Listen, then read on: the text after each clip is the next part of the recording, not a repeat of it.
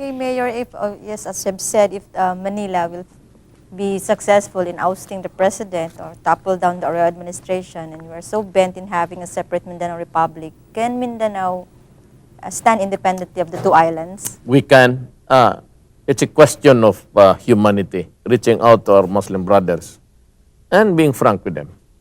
Kasi wag na yung laro-laruin pa natin ng mag-merge-merge. Kasi yung great divide really is the culture and religion. Yeah. Kasi yung religion ng mga kapatid nating Muslim is really based on the Quran. It governs the relation between the individual to his country, to his nation, his relations with his fellow men, with the family, children.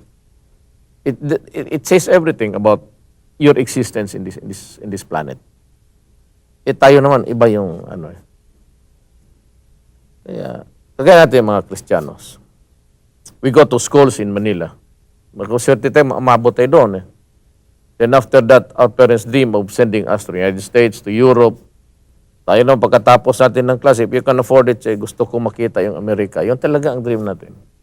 But ito naman itong mga kapatid nating mga Muslim. Sila, nag-aaral. And we have been really not so kind to them because we have never provided for their education dito sa governance natin. And Davao okay lang because we understand. We have the largest network of madrasa here in the entire country dito. Sila, after school, they also dream of going to the Middle East. Mag-aral sila doon sa University of Egypt and in the great schools of the Arab centers of learning. Tayo naman gustong pumunta ng magbakasyon, puntang Israel, gano'n. And sila naman, excuse me, they dream of going to making the Hajj. So yung magkaiba yung laro. Maganda nga kung magkaintindihan tayo dito. Gano'n yan ang dimensions dyan. They're not interested going to Washington, D.C.